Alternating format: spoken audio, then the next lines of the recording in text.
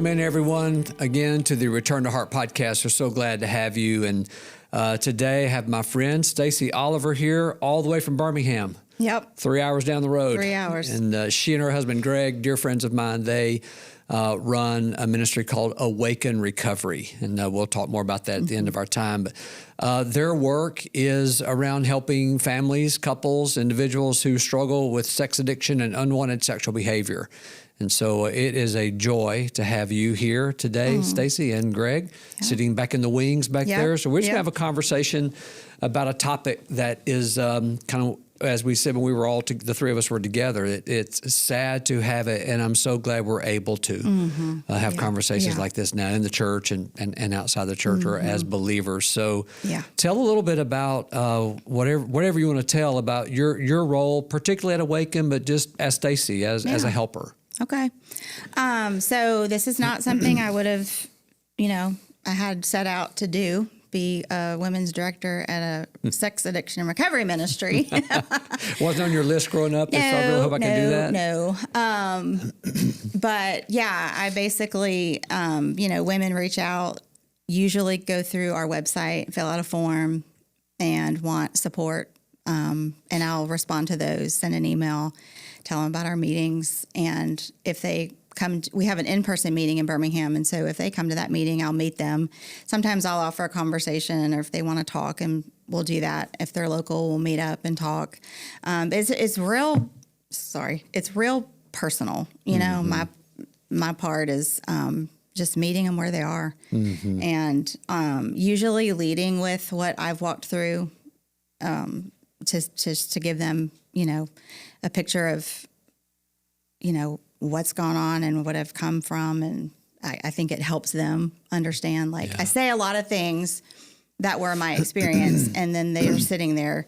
That's exactly what I feel like. And we could have totally different upbringings, personalities, but this experience of being betrayed by your person, there's so much that every one of us feels. Yeah. And so every time I share, I feel, so Greg is very polished, he can speak in front of people. He's, singing and all the things. And I am just not. I'm an introvert. I don't want to be out in the limelight at all. I want him to talk about just how great I am sometimes. Of course. I have to get up and do the talking. But so I think that this is just nothing, or I don't know how this is going to help her or whatever. And then they do say oh my gosh, I just haven't heard anybody say the things that you've said, and it's exactly how I feel and all of that. And I just am reminded every time that God uses things in ways that we just don't expect. And so just in my sharing, my anger, how I cussed and was so angry because I was, a good Christian girl, and you don't behave in these ways. It is a freeing thing for a lot of them because they feel it, but they don't think they can express it. Yeah. So that's a lot of what I do. And in our in-person meeting, we have facilitators who facilitate the meetings and take turns. So I when we started Awaken, I was doing the meeting every week and started a virtual meeting. I think it was in COVID we started a virtual meeting, and then we just kept it going. And I was leading that one as well, and it was too much. I just couldn't do all that myself. And so over the years have trained facilitators. And so there's a team of us that, do that every week. And in the meetings, a lot of times, one of my favorite things, and I think Greg has said this too, I'm pointing back here because he's back here, is that some people will hear his name or maybe meet him and go, oh, I think you emailed me. They don't even know he's Awaken Greg, or ladies don't know I'm Awaken Stacey. And I just love that. I think it's because of the community and the ways the ladies who have been there a while and are facilitating, they own it. And so it's beautiful to be a part of that. It really and is. We always joke about wishing we'd met at a book club and not in this kind of meeting, but we all, are thankful to have each other. You said something powerful a few sentences ago. You said that women partners show up having been betrayed by their person. And that's really it's a common sentence, but it's super powerful and painful. I mean, you just break that sentence apart. Like, you work with people, and you are a person who was betrayed by your person. And even that word of possession, not in an unhealthy way, but like, no, this is my person. And that person, unbeknownst to me, went behind my back and acted out in a way that was really devastating. So if, you and Greg shared your together, your couple's story earlier with us, but if you would just start kind of on you mentioned, and man, it's so evident that your strength is just showing up as Stacey with women and saying, here's my experience, strength, and hope, as we say in 12-step recovery. Yeah. So tell me, when you, as far as you would like to go or need to go, just as Stacey, you're married, you young lady marries this young man named Greg, and then the story unfolded to where you ended up experiencing the betrayal by your person. And so what would you want listeners and viewers to know about you in the role as the partner? Yeah. We were 20 and 21 when we got married. So like none of our kids got married, or we have one that's married. She did not get married at 20. And it's just like we were babies, and we didn't think we were babies. We thought we were so mature, but I was so, all the attachment language, insecure attachment, avoidant, all of that. I had no words. I had no idea, but an insecure attachment to a T. And so he's very confident, like I've said, and I felt very safe with him, and he can have answers to things. And I think he made up a lot of beep, beep, beep. He just made up stuff, but it made sense to me. Sure. And so, he can fix things, and I'm like having this struggle, and I would probably pray a quick prayer, but then I want to go be with Greg because he could talk it out or whatever. And so I put way too much into that. Like I relied on him for everything, and I know he felt that. And I knew over the years before all this blew up that he was an idol. And God was convicting me of that, but like, push it back. Because it was terrifying to think if I didn't do that, what would I do? And so, having kids and church ministry and all that, we were busy, and you can push that back. When this all blew up, it's like my idol fell in the worst way, my biggest fear. And so now what?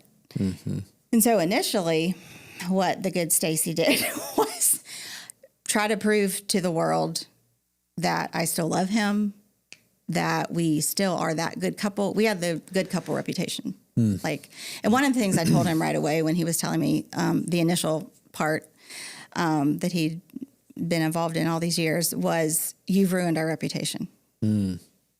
And I can just hear people feeling sorry for me. And can you believe Greg Oliver? And it made me so mad because I did that to people when we found out. Right. And now I'm in that place, and it just made me so angry. But I thought, well, you've thrown this all in the crater, but let's see if we can fix that. And so, I think it was week 1, I went on Facebook. I love my husband, all caps. Like, what is wrong with you? I guess I had to just show people that you think he's whatever you think now that he's done this, but I still think he's amazing. And then I'd go, cuss him out or whatever because I was so mad. And both are true. Both are true. Great man, and he needs a cussing. Yes, exactly. So that was, I think, a big strategy of mine was just, and it wasn't methodical and thought out. I was in trauma and doing what I knew to do. It was just like, be good and helpful if I could. There was another part, though, that was super, I think, from God, that I felt very strong, and he was not the strong spiritual one. And it didn't feel good in an unhealthy way.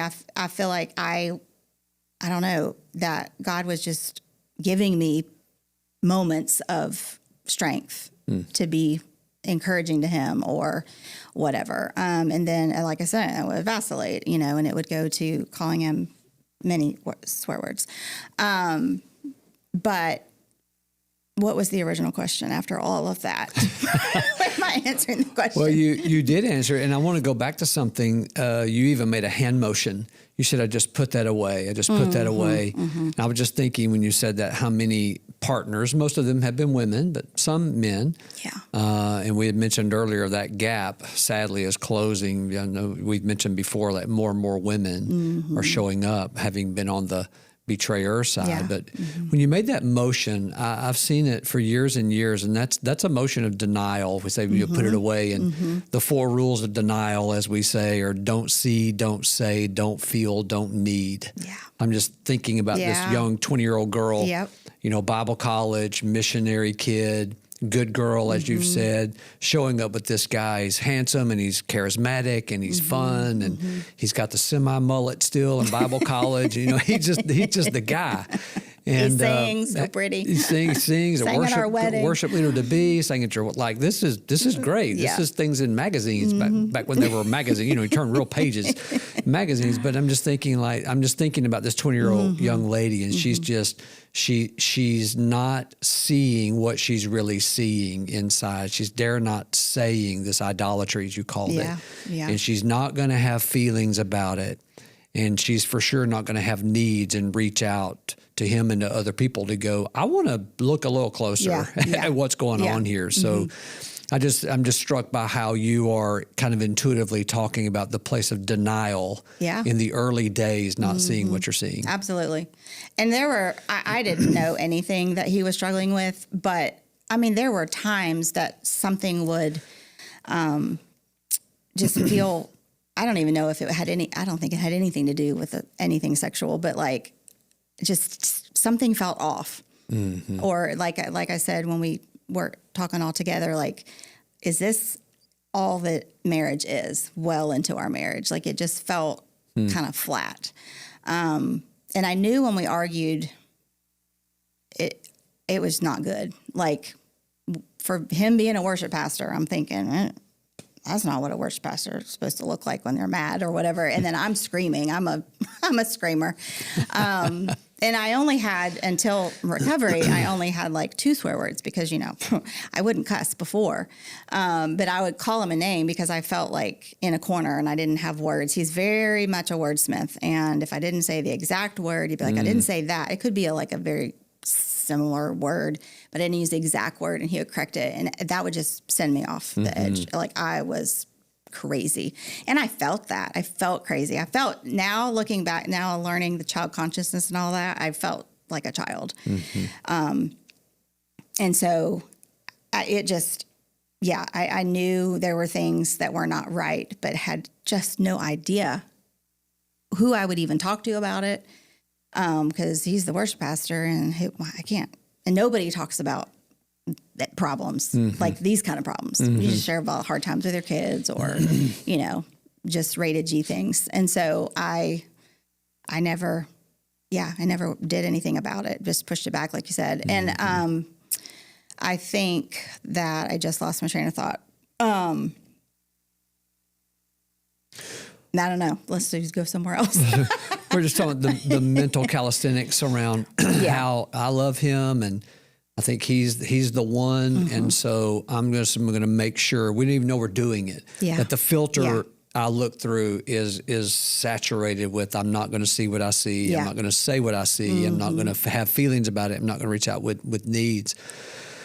That seems to be kind of whether you're the good girl on the mission field or whatever your background is, whatever your story is you bring into a relationship, that seems to be a real commonality. Like, I'm just going to either assume that's going to get better or that kind of thing. And so even in your own life and in women that that are on the betrayed side of this, the word betrayal trauma is common these days.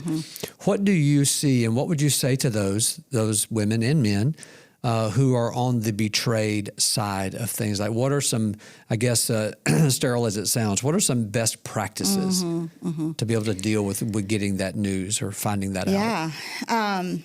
The best thing that I tell people is actually, there's no workbook. There's no one way to do it. We're all different, but there are obviously, some things that could be helpful. People ask me if you could go back and change anything, do something different. I hate the question because I can't. But in thinking about people who may be in a situation where they don't know, they haven't had the bombshell, but they do feel some things like I was talking about. I think if I could go back, and what I would say to women in that place is ask questions. They'll probably lie. If they're in addiction, they're going to lie. But then, like, if you don't feel settled, find somebody to talk to, you know. And now there's so many more resources. Get a counselor. I know lots of times when we would fight pre all this coming out, I would say, we need to go talk to our pastor. We need help. And he would throw me off, say things to make me feel crazy. Like, oh, here we go. We need counseling. And I would be like, yeah, that's crazy. I mean, that's ridiculous. And then just, go on our way. But I think listening to your gut is not always going to be right. But I think paying attention to it and asking questions is important.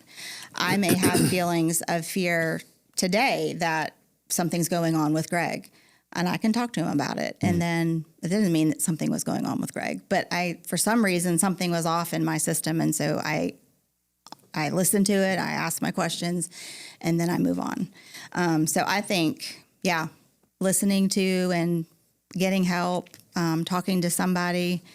If you found out all this has been going on, I think knowing it is going to be longer than you want it to be. It's okay if you feel like you make some progress and then you have a day where you can't get out of bed. You're not crazy. I mean, I didn't understand all of that in the beginning. I felt like if I was up and maybe had a conversation with somebody for 30 minutes, I felt like I needed a nap. And I'm like, what is wrong with me? This is an emotional thing. Why am I so physically inept? And my therapist was like, you're in the ICU. And it's like, if you've had surgery or, you get up and do too much, you got to have a rest. And it takes its toll on you when it's this kind of betrayal. And so I think I fought talking to anybody else about it, talking to a lady. I was very adamant. I am not talking to women whose husbands are sex addicts. I'm not. No, it was this just disgusting thing, which I was in the spot that I was in. I'm like, I am not calling her. There was one person our therapist said I should call. And I'm like, nope. And so after about 3 or 4 months, I don't know how long it was, I was like, all right, this is not working. Whatever, I'll call her. And I did, and she pulled out a codependent book, and I was like, what is this garbage? Like, this word, I don't even know what it is, but it's like Alcoholics Anonymous or something, what it made me think of. And so we started going through it, and I'm like, oh my gosh. And I know people listening might just stop when they hear the codependent word. It's a word for anything that I look to when life's not working, and I look to this to make it work. It's really not we all do it. Everybody does it. So it was just like, for me in ministry, saying yes anytime somebody asked me to do something. Unless I had a commitment on the calendar, I would not say no. Yeah. And then realizing that I actually don't have to say yes all the time. I can say no. Like, even if I feel like I just need to be home, that's a reason to say no. Yes. And so all of that to say, I think every one of us who's in this spot needs somebody to talk to. Amen to that. The timing of going to a group or, therapy or an intensive or workshop or whatever it is, that can differ from woman to woman. But I think you have to talk to somebody. There are women in our community who really only the people in the group know anything. Their family doesn't know anything. Their kids don't know anything.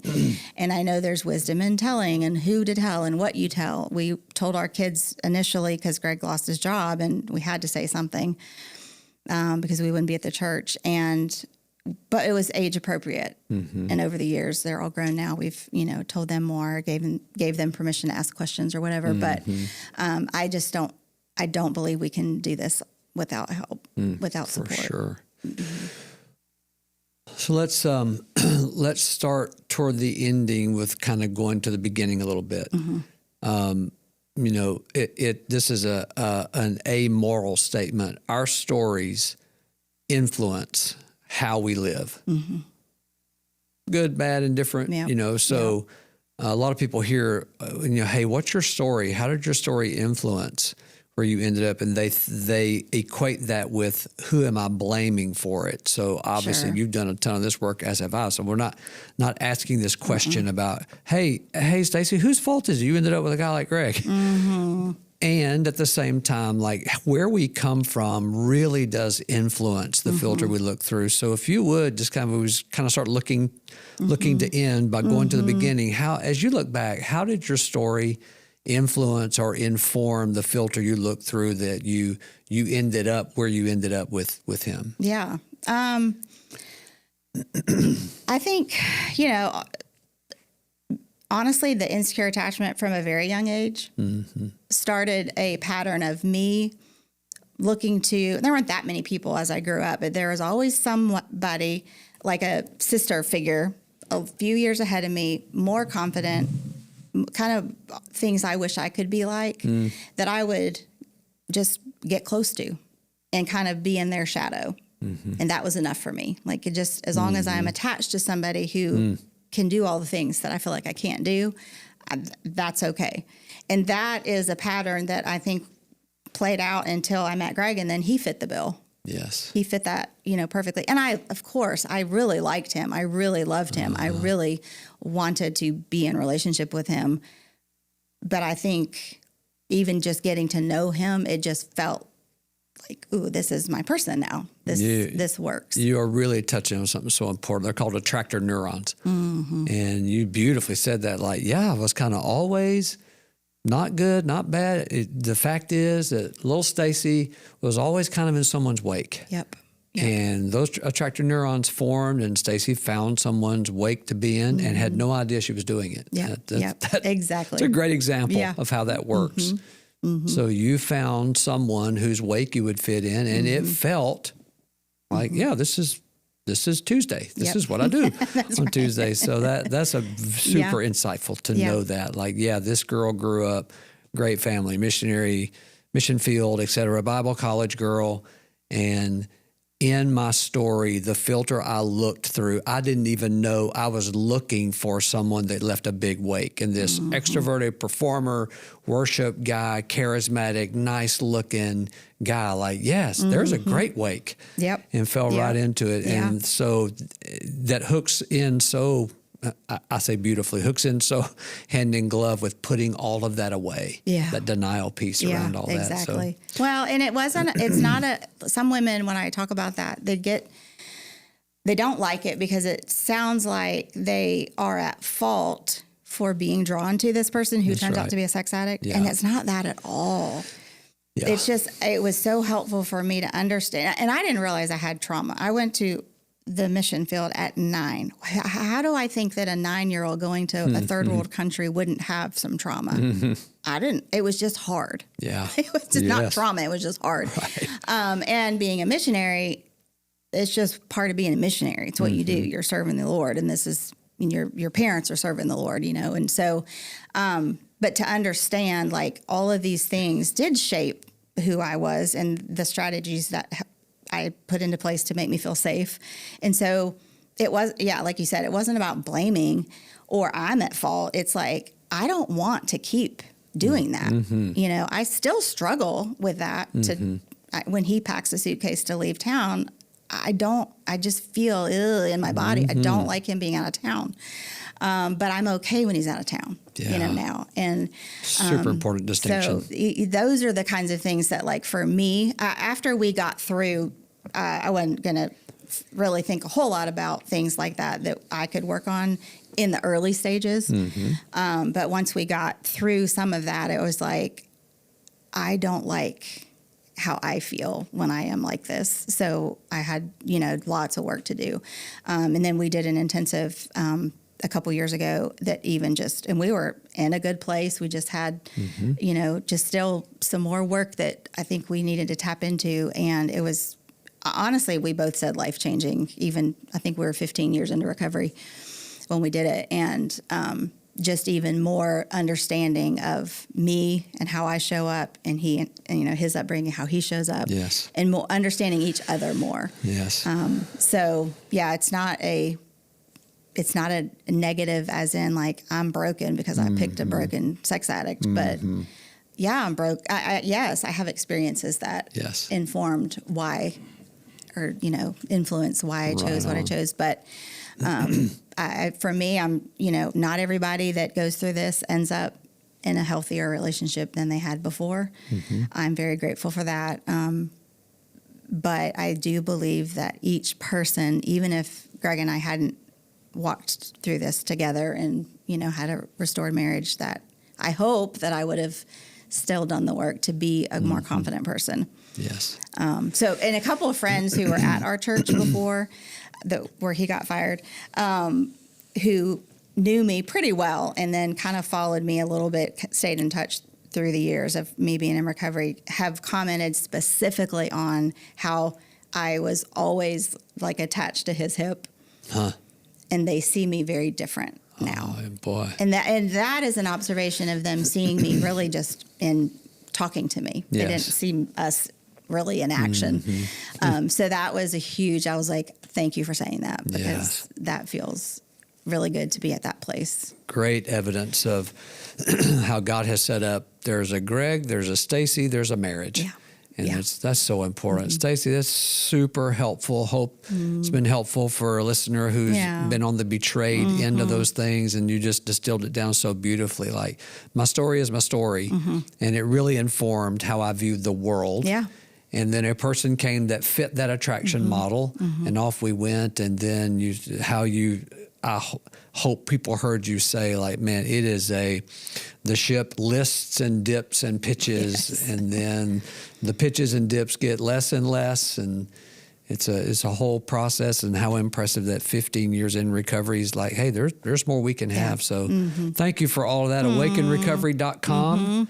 If you're on either end of unwanted sexual behavior, really encourage you to contact Greg and Stacey down at Awaken in Birmingham. And we are proud ministry partners with Awaken at tinman.org, where you can reach us. And so these two organizations exist to help people who are in peril. And this territory is some of the most perilous that people can have. So Stacey, thank you for coming. Thanks for being here. Thank you for having me. Thanks again for joining us on Return to Heart. To access resources mentioned on this program or to find out more about Tin Man Ministries, please go to tinman.org.